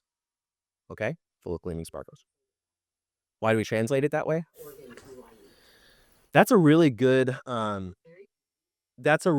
question. You should be thinking of them as you could say, the mechanisms by which the creatures are seeing things, but also that light is emanating from them. Okay? So again, we're thinking about not the physicality of the eye. We're talking about what is the ancient meaning or interpretation of what is the spiritual purpose of the eye. It emanates light. Okay? Good? So, Jesus himself plays on this ancient worldview when he says the eye is the lamp. The eye is the lamp of the body. Therefore, if your eye is good, the whole body is full of light. Meaning, if your eye is emanating light, then your body is good. You know that your body is... Sorry? The intentions, we read our emotions through the eyes. The eyes can... Exactly. So the reason why the ancient world saw eyes as being emanating light is because that's by which you come to awareness of things is through other people's eyes, really. Yeah, you can almost look into someone's soul. Yeah, that's why they say it, call them windows to the soul, right? Yeah, good. So he's saying if the light that is emanating from your eye is good, then that means your body is full of light. Good. So cross-culturally, this is even in modern day, to be honest, in our modern metaphorical language that we use, figurative language. Cross-culturally, eyes and light are symbolically tied to intelligence, observation, and emanation of things, right? That I'm like beaming out of my eyes something meaningful about myself. I'm observing through my eyes, and you can understand that I am intelligent through my eyes, through what I pay attention to, what I'm looking at, and sort of how my eyes are presenting myself. Okay, good. So, positing this question to you, where else in the Bible do we find the concept of intelligent, observant, shining, heavenly creatures?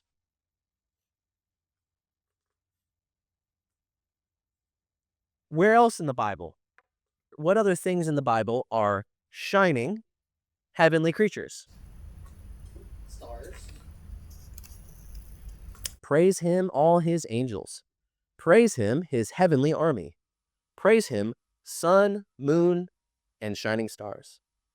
When I consider your heavens, the work of your fingers, the moon and the stars, which you have made them, which you have set in place, what is mankind that you are mindful of him, human beings that you care for him? You made them a little lower than the angels. The heavens praise your wonders, Lord, Yahweh, your faithfulness too, in the assembly of the holy ones. For who in the skies above can compare with Yahweh? Who is like Yahweh among the heavenly beings? In the council of the holy ones, God is greatly feared. He is more awesome than all who surround him. Lift up your eyes to the heavens. Who created all of these? He who brings out the stars one by one and calls them by name. Where were you when I laid the foundations of the earth, when the morning stars sang together and all the heavenly beings shouted for joy? This is going back to our meeting on Genesis 1. Celestial creatures. To ancient cultures, various kinds of lights in the sky represented heavenly sky deities and powers in the unseen realm. The sky is often synonymous with the heavenlies, in that the ancient worldviews, the gods were associated with the celestial bodies that lived above the world, moved with the flow of time, and looked down upon humanity daily. Ancient Hebrews saw the keeping of time and regulation of their religious festival worship as operating by the authority and direction of the stars. And I posited the question to you, to the ancient mind, which is the god Jupiter, if you are an ancient Roman? Aries? Wait, Aries would be a different god. I'm saying between these two things, which is the god Jupiter? Yeah, so it would be both. You would have the image of Jupiter in a temple, the idol of Jupiter in a temple, and then you would have the heavenly body of that deity that you would observe in the sky, right? And beware lest you raise your eyes to heaven, and when you see the sun and moon and stars and all the host of heaven, you will be drawn away to bow down to them and serve them, things that the Yahweh your God has allotted to all the peoples under the whole heaven. So to be a heavenly being full of eyes, full of sparkles, full of gleaming, full of light, full of specks of light, that's to be a heavenly being covered in stars. Okay? Do you guys understand that? Sorry, go ahead. So when the ancients looked up, did they think that the stars were actual gods? So what is ubiquitous in the ancient world is talking about the stars as though they're not inanimate objects, but that they're living creatures and that they are associated with the divine realm. That's the best way that I could say it. We think of stars as flaming gas balls, as matters of science and material. The ancient world did not think that way. They saw them as above, higher. They saw them as creatures that could come down and affect, that you could take the spirit from the star and enter it into an idol, right? Good? I know that this is challenging, guys. But when we talk about the full of eyes, right? He says they're full of gleaming things, full of shining things that are observant. What are angels called in the Bible? One of the term that is used of spiritual beings is watchers. The watchers. Okay. So let's continue. I'm gonna bring this all together in the end, okay? Let me read to you a psalm. The heavens are declaring of the glory of God. What was the end of this passage? Such was the likeness of the glory of Yahweh, right? The heavens are telling of the glory of God, and the dome proclaims his handiwork. Day to day, they pour forth speech. Night to night, they declare knowledge. What declares knowledge? Angelic beings, okay. But the dome, the heavens, they pour forth speech. Without speech, there's knowledge coming forth, right? And the voice is not heard. You don't hear them, but there's knowledge coming from the dome. You okay, Daniel? Okay. I've just experienced that. Nice. Yeah. This is a conventional passage that people use to say God has revealed himself in his creation. So, yeah. Their voice is not heard, but their line goes out through all the earth. Their words to the end of the world. In the heavens, God has pitched a tent for the sun. It is like a bridegroom coming out of his chamber, like a champion to run his course. What is the course of the sun? What is the line that goes out through all the earth? What is being referred to there? Anyone know? Rising and setting of a day, maybe? Not necessarily. Theoretically, in some respects, yes, but that changes over the time of the year. Everyone knows that in the wintertime, the sun is lower in the sky. In the summertime, it's higher in the sky. There's not just a changing of the space of the sun during the 24 hours of the day, but also throughout the year, okay? Judges 5, verse 20. From heaven, the stars fought. In their courses, they fought against the enemy of Israel, Sisera. Okay. How did ancient people tell time? They told time by the sun. By the weather. Not by the weather, by the stars. They told time by the stars. The ancient calendars were kept via the stars. Particularly, and I don't know if you guys know this might be information to you, the 12 celestial signs of the stars. Now, I don't know if you know this, but the 12 celestial signs of the stars, the reason those are in particular important is because they are the ones that follow the path of the sun. They are the ones that are behind the sun when the sun is in the sky. There's plenty of constellations in the sky, but the constellations that follow the path of the sun as it moves throughout the year is the 12 zodiac signs. Okay? So if you guys are familiar with that, Leo, Virgo, Scorpio, I'm not talking about horoscopes here. I'm just talking about constellations. I never knew there was an actual answer. Yes. So if you were an ancient person, you were a timekeeper, you were a calendar keeper, you had to be very familiar with, things are falling on certain days, and we know that it's this day because the stars are in the sky at this time, and it's that constellation that is behind the sun. Do you guys follow me there? That's how you kept time.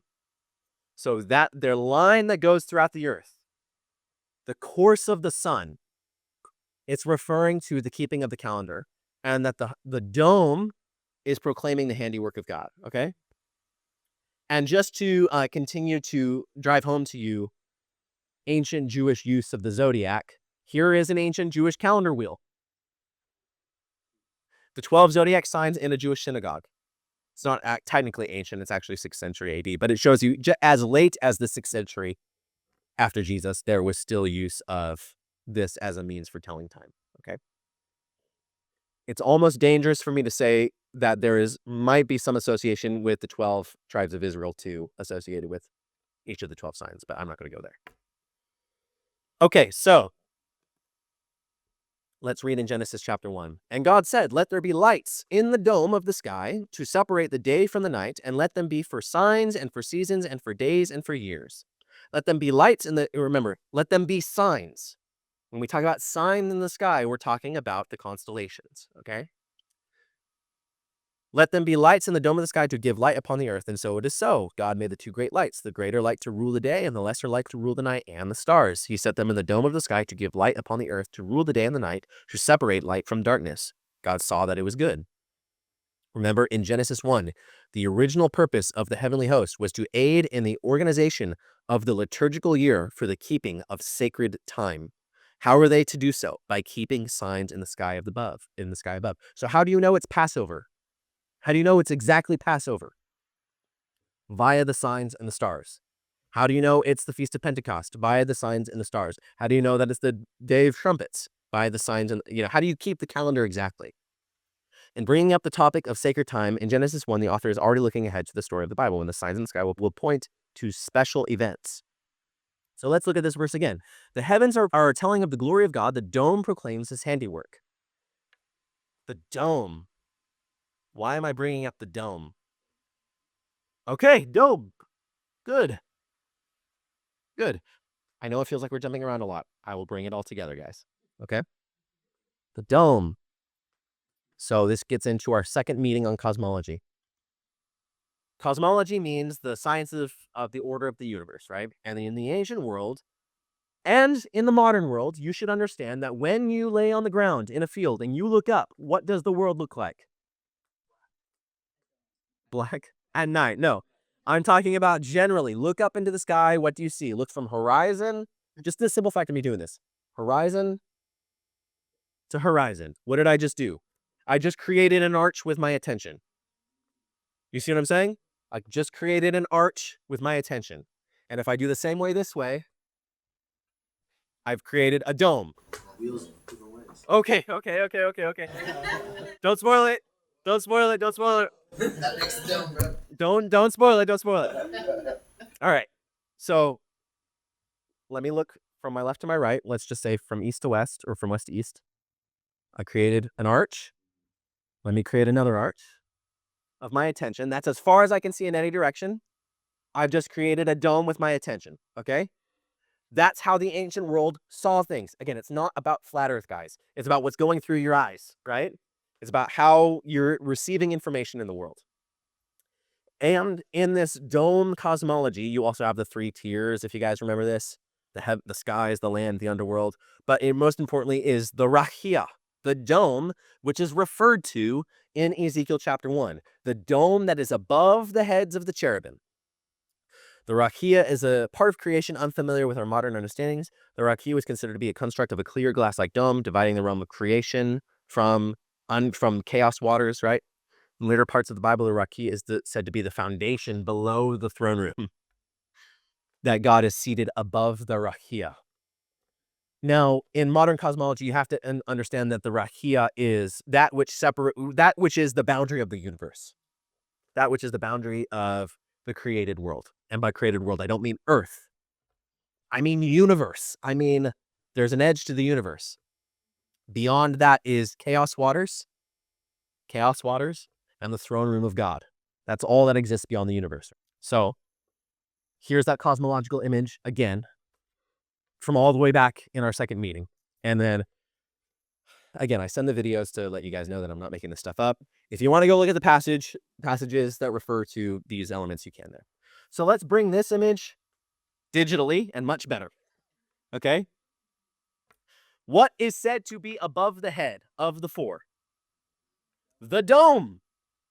And what is said to be above the dome? The throne. The throne. Okay. Let me show you this image again. Here's another cosmological image, okay? Good. If the Raqia, dome, separating the waters above from the earth below, is above the heads of the cherubim, then what is the significance of there being 4 wheels and 4 cherubim? What did I do when I did this? Right? This is Egyptian hieroglyphics. What are they doing? The north wind, the south wind, the west wind. These are the 4 cardinal winds of Egyptian cosmology, or the 4 cardinal directions, or spirits, the 4 cardinal spirits. There's another way. Again, wind, spirit is the same idea. Do we find this in the Hebrew scriptures? 4 cardinal winds. Let me read to you some passages. Up, flee from the land of the north, declares Yahweh, for I have spread you abroad as the 4 winds of the heavens. Matthew 24. This is Jesus speaking. He will send out his angels with a loud trumpet, and they will gather his elect from the 4 winds, from one end of heaven to the other.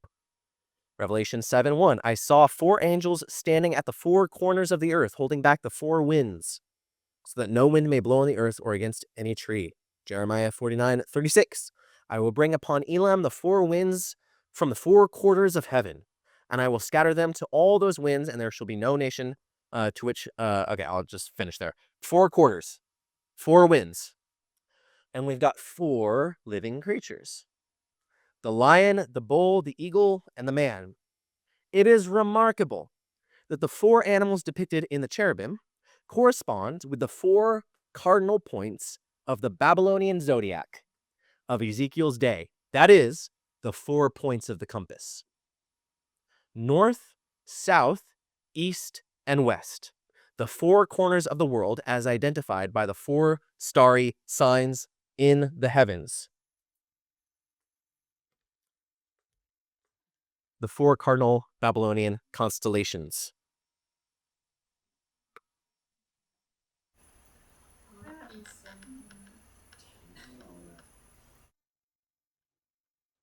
I'm just letting that settle for a second.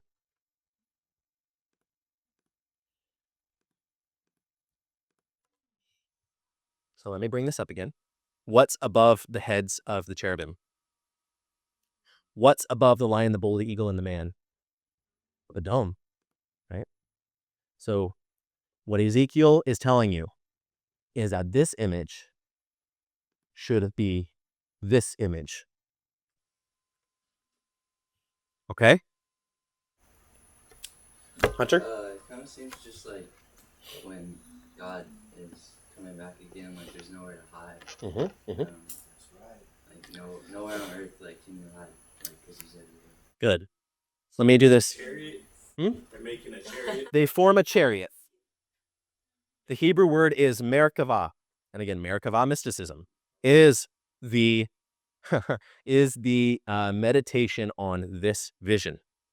It channels Daniel 7 and Revelation will bring up this vision again. What is this telling you about creation?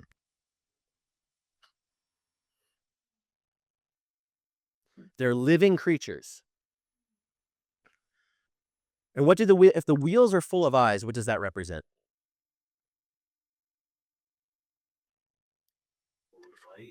Yep. The turning. Remember when I brought up the calendar?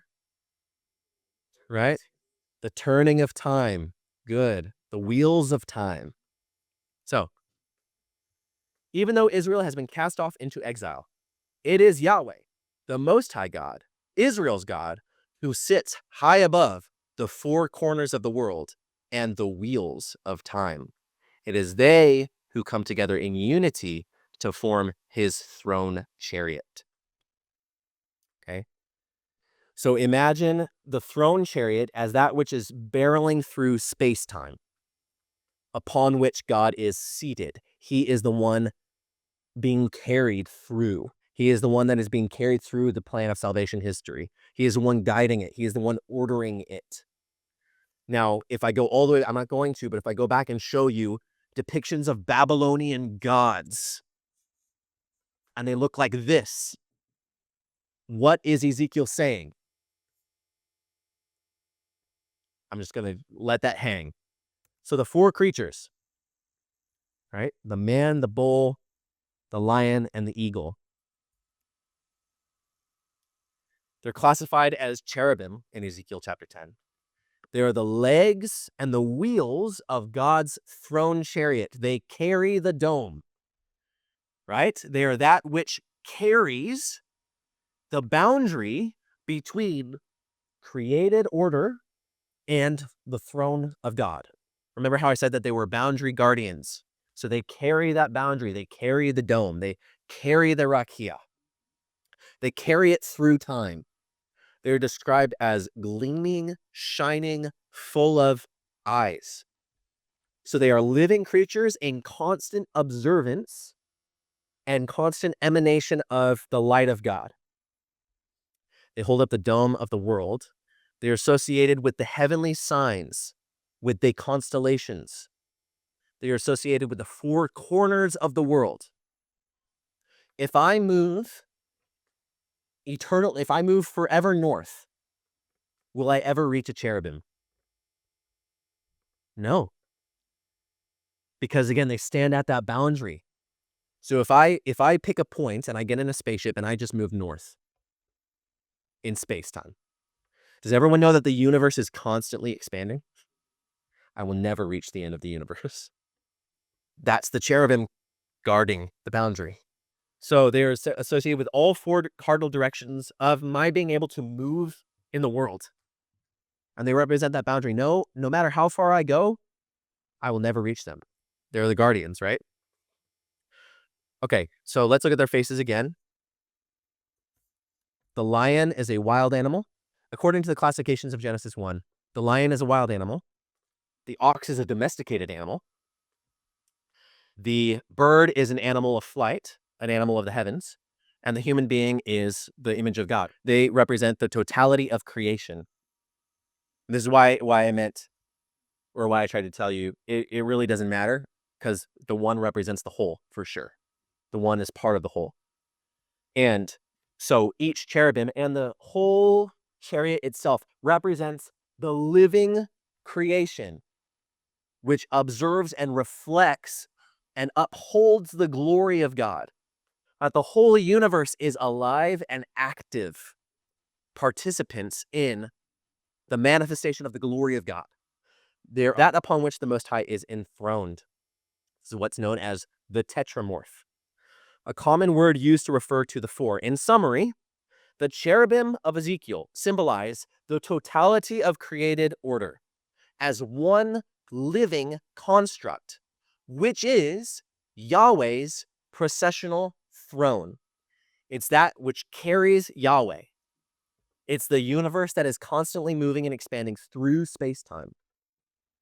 And they represent the boundary. So the way that I want you to think about it in modern cosmological terms, it's like if I was going to be Ezekiel in the modern day, I would say, imagine that the universe, according to the four directions of space-time, is made up of four principal nebulas that are full of galaxies. The whole universe is made up of four cardinal nebulas that are full of galaxies, right? Imagine that each one of these stars is a galaxy, that they make up the four cardinal directions of the world, of space-time.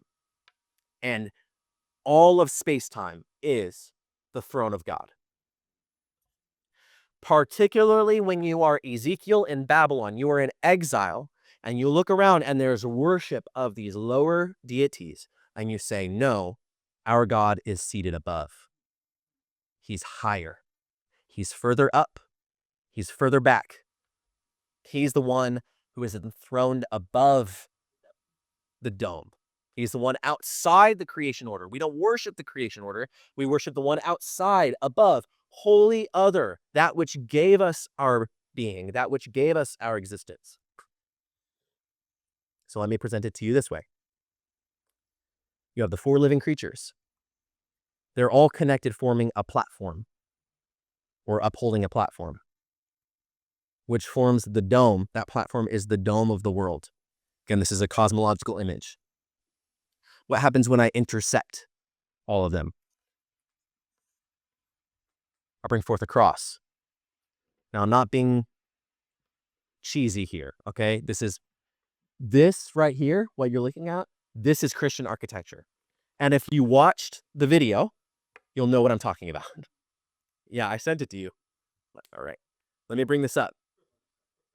So what do we have here? We have four angels at the four corners of the world with a cross at the center of the dome. Okay? When you're in an ancient church, it's a microcosm of the universe. They're pulling together all of this meaning. Now, here's what's very interesting, okay? We're going to go late today. I'm sorry, guys. Is that okay? We're going to go a little late today? Is that okay? If you know, we're getting to the best bits of that. We haven't even talked about the one who's on the throne yet. Let's look at this one. I took both of these photos, by the way, in Jerusalem. Let's look at this one. What's at the four corners in this one? Are they angels? These are the four gospel writers. These are the four gospel writers. Let me read to you a church father quote. It is not possible that the gospels can either be more or fewer in number than they are, for since there are four zones of the world in which we live and four principal winds, while the church is scattered throughout all the world, and the pillar and the ground of the church is the gospel and the spirit of life, it is fitting that she should have four pillars. From which fact it is evident that the Word, the artificer of all, he that sits upon the cherubim and contains all things, who was manifest to men, has given us the gospel under four aspects, but bound together by one spirit. For the cherubim too were four-faced, and their faces were images representing the appearance of the Son of God. For as the scripture says, the first living creature was like a lion, symbolizing his effectual working, his leadership, his royal power. The second was like a calf, symbolizing his sacrificial and sacred order.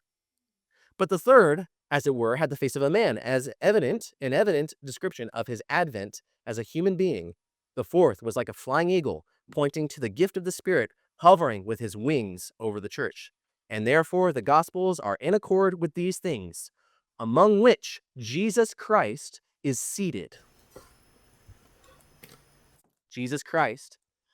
Why are there four Gospels? Because there are four directions of the world to which all of the Gospel goes. That's according to Irenaeus. Okay? So what Irenaeus sees when he reads Ezekiel's vision is he says, oh, it's the Gospels. And that's why in this one you have, again, this is in the Garden of Gethsemane church. I took this photo. You have the 4 angels holding up the dome of the world, upon which the throne of God, the cross, is at the top. But in this one, you have the incarnation throne of God, Jesus, the Christ Pantocrator there, and then you have the 4 evangelists, the 4 gospel writers. And around him in that wheel there, would that be the council? And there's wheels. Yep. So if you watch the video, it talks about how the chandeliers in churches that oftentimes will hang from the domes, they represent the wheels that are full of eyes, that are full of the sparkles.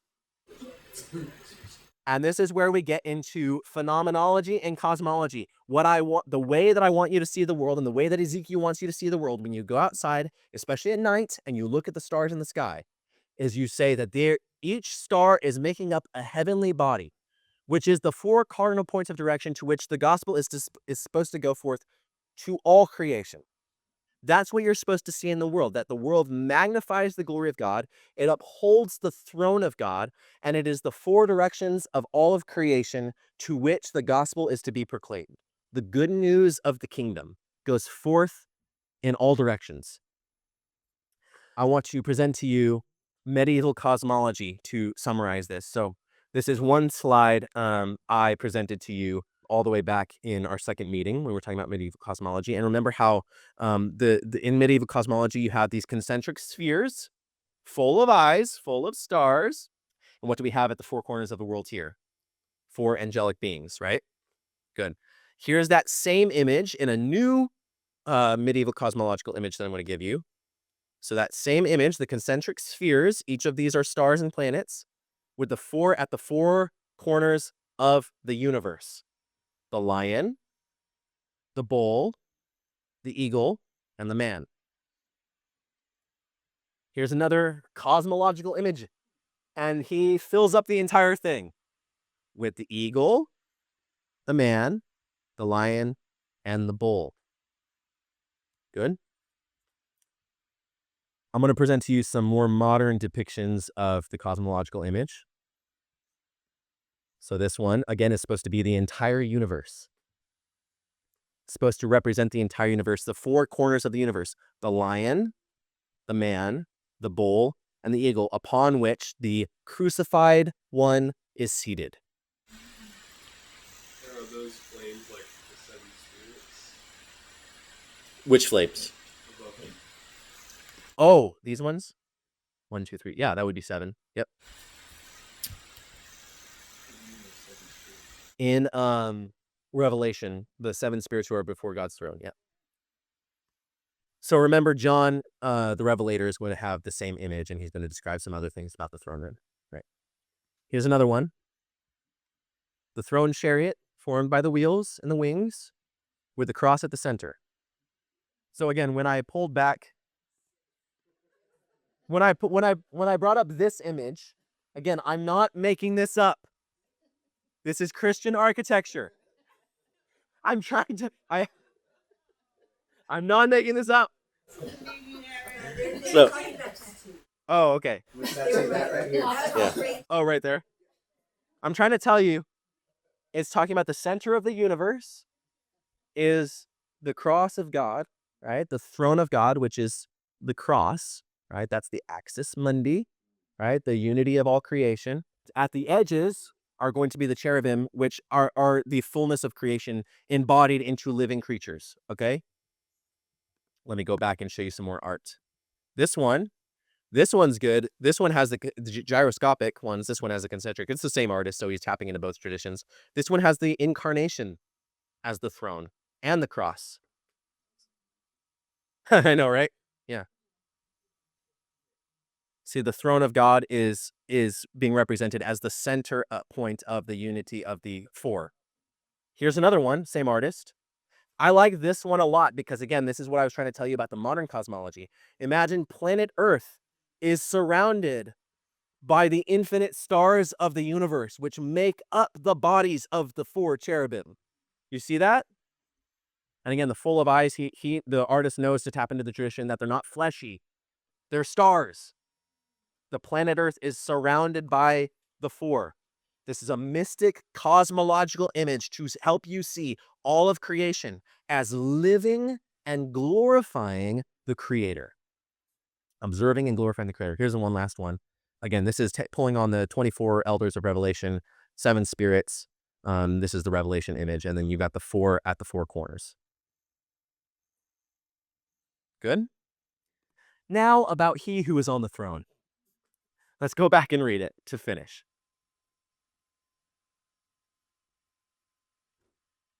Okay. Above the dome over their heads was something like a throne. So what Ezekiel is trying to tell you is beyond created order, above what would be assumed as Babylonian deities, what do we find? A throne in appearance like sapphire. Why is heaven always depicted with jewels? Jewels are that which captures and reflects light. Okay? Think of stained glass, the thing that captures and reflects light in a variety of colors. Okay? In appearance like sapphire, and seated above the likeness of the throne was something that seemed like a human. Like a human. From above his waist appeared something like fire enclosed all around. Okay? What does it look like if fire is enclosed? Imagine there's something glowing and there's something holding back. Fire, right? That's containing and holding back this fire, right? This light. What is fire in the ancient world? Fire is understood to be pure energy. So this man is enclosing pure energy, the pure energy and life of God. One sec. There was splendor all around him, like the bow in a cloud on a rainy day. What is a bow? What is a rainbow? Reflected light through water droplets. What are the 7 colors? There are 7 colors, right? The light spectrum is made up of 7 colors. Visible light spectrum, yeah. But that's what I mean about the bow, right? Such was the appearance of the splendor all around. So there's fire contained in his body, this man seated on the throne. He's holding back infinite glory, infinite light. He's making it discernible, perceivable. You got something? Would that fire also represent the wrath of God being held back? Yeah, well, you could say in Jesus. Yeah, at any point. Him being, if you enter in, no one has ever seen God and lived. Yeah. But if you've seen the Son, then you have access to the Father. This is Jesus. In Trinitarian doctrine, this is Jesus, the one seated on the throne, the appearance of the man in heaven, the angel of the Lord, the messenger of Yahweh, the image of the invisible God. So about the one seated on the throne.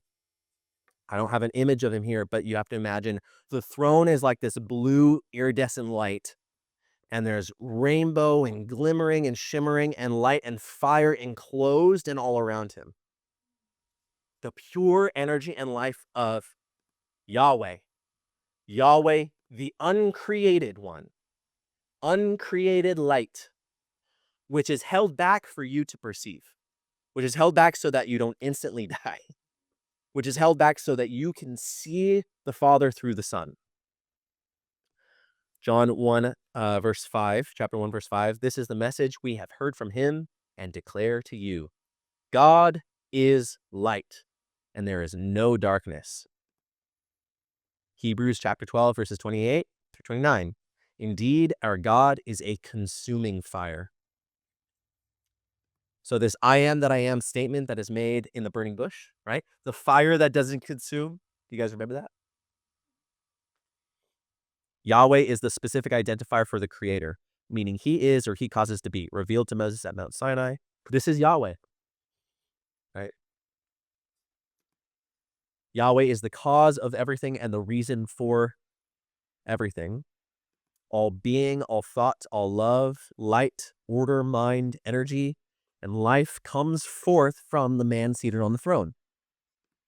Is the never originating origin of being. And I asked the question back in meeting 3, can the invisible God be seen? What is Ezekiel seeing? No one has ever seen God, but the one and only Son, who is himself God, is in closest relationship with the eternal source of being, and he has made him known. Jesus. Christ brings you into unity with his Father. That's the point. What is presented in Scripture is that the man, Jesus of Nazareth, he's not simply a man. Though fully a human, this man is also presented as being before all things and the one through whom all the universe holds together. He is the cosmic Christ, the one beloved and anointed by the Father from all eternity to be the visible representation of God for all. Here's another one of those with the 4 at the corners. It's a cosmological image here with a cross at the center and the one seated on the throne. I love this because he's holding a cross as like a banner or a standard, and it's going through the wound in his hand and through the wound in his foot, right? It's a pretty cool image. Yeah. So, in summary, the main points of what we went through today. In the Babylonian exile, Ezekiel sees a revelatory image of the symbolic structure of the universe. The structure of the universe is portrayed as the amalgamation of 4 cardinal or principal spiritual beings, which represent the 4 corners of space-time. The creatures each come together to make up the Creator's throne chariot. They hold up the throne of God. They are exalting God. These creatures are not Babylonian deities. Instead, they are servants of the Eternal One, Yahweh, the God of Israel.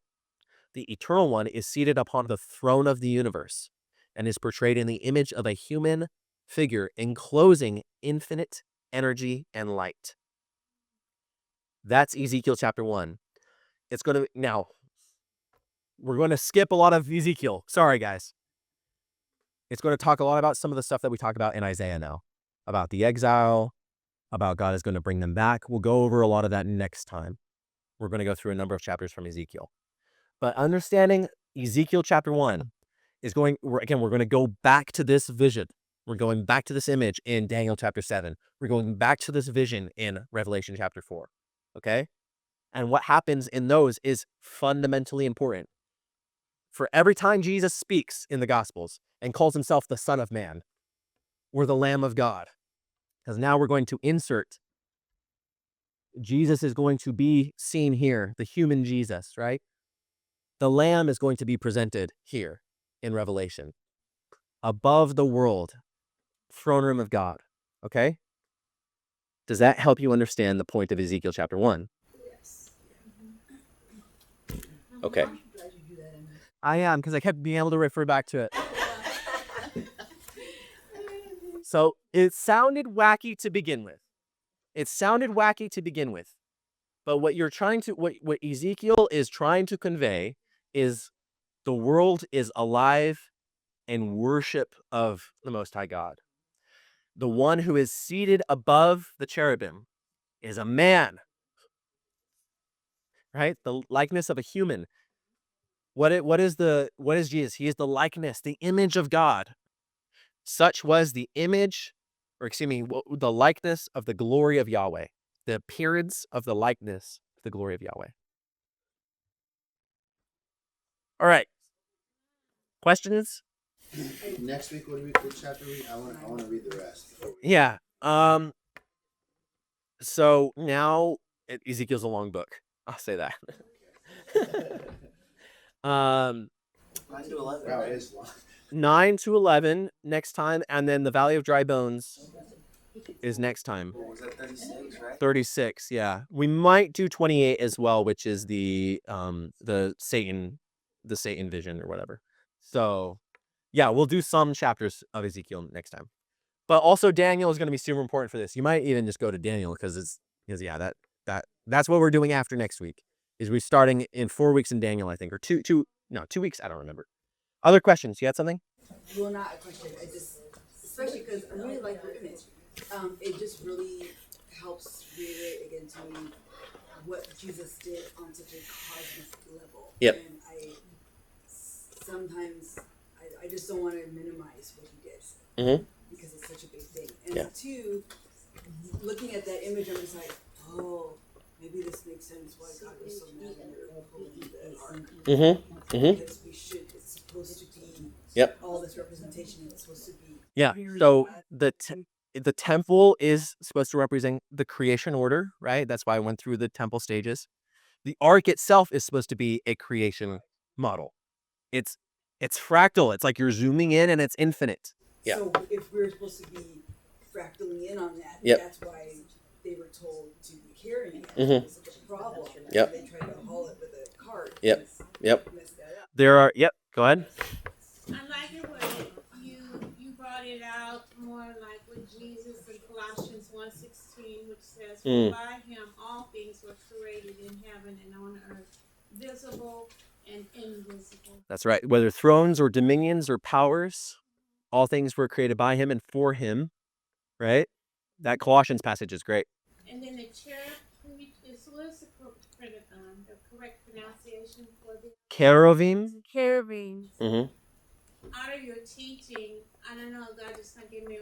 Well, is that because those animals, well, and one is human, they represent the things upon the earth, and like they protect the throne of God, Right. And so they see everything. Yep. Yes. Everything that you said. They represent all the totality, the diversity of creation unified as a throne chariot. And the diversity of creation as unified in observance of the one who is seated on the throne. Yeah. Because remember, in Revelation chapter 4, it's the same creatures, and they say, "Holy, holy, holy is the one seated on the throne, and the Lamb." And the Lamb. All of creation exalting the Lamb. So they represent the humans, they represent the animals. Yep. Wow. And the unity of heaven and earth, because they're earth animals, but heavenly creatures. Good. Other questions, comments, concerns? Good? Okay. This is the most challenging, one of the most wacky and challenging meetings of the entire thing. So, anyway. But you made it make sense. Yeah. It makes sense. Okay. It wasn't weird? Yeah, I'm glad that it wasn't weird. It was not weird. For me, it's kind of like, as you're like reading through and studying more and more, you get visions of what you're thinking, but this was so great, particularly to pull it back through history and how historically we represented things, and you just see like all these different gods, like the Babylonian thing, and you just like remember all these verses about how God said, "Hey, be careful not to start worshiping the created things." And it's like, okay, you see that now, but it's so interesting, all these different cultures, how you see all these similarities. It's like, oh, they're seeing these created things. That's right. But they're seeing them. but they're mistaking those for the gods instead of others. I want you to focus again. This is a cosmological image. So each of these circles represent a concentric sphere of the universe. You can think of it as like the pathway of planets as they rotate or something, or as they orbit. Yeah. But remember that the Earth, particularly Sheol, this is the Sheol dragon. This is Leviathan with a bunch of heads in its mouth. So the bottom of the world is hell, Sheol. The top of the world is the man seated on the throne, Jesus. And again, the four quarters of the universe are the lion, the bull, the eagle, and the man. And again, these are all that you can see Jupiter. It says Jupiter there. You see that? So again, these are concentric planets. Out of all domestic animals, why do you think they chose the ox or the bull? Well, according to Irenaeus, it's because they slaughtered so many bulls. He said it represents the priestly role of Jesus. Remember, that's, again, when bringing that Irenaeus quote, and he's like, these are all images of Jesus. His humanness, right? The Holy Spirit that comes through his work, the sacrificial priestly role, and the kingly aspect, right, in the lion. So This is kind of the lens that all of the Gospels. exactly. So actually, in that quote, in the longer version of that quote, he will describe the different. He'll assign each gospel to ones. Yeah. So we'll read that in our church fathers meeting in a while. Yeah. Say one more about the stars. In Psalms 147:4 states, "He determines the number of stars and called them each by name." By name, yeah. So again, Also, each of the points of light, right? Again, they represent angelic creatures. Everything. It's like the infinite multitude of living creatures all the way up to the pinnacle of creation, right? To the edges of creation, you could call it. So, make sense? Can I just say, I would hope that everybody eventually would go through this course. Oh, thank you. Because it just grows you so much more.